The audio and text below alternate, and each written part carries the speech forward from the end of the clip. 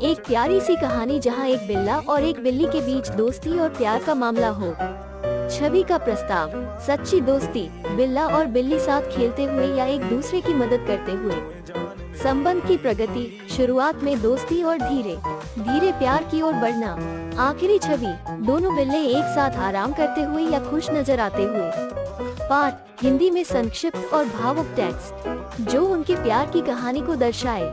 उदाहरण के लिए, वो छोटी सी बिल्ली और प्यारा सा बिल्ला जैसे ही मिले उनका दिल एक हो गया।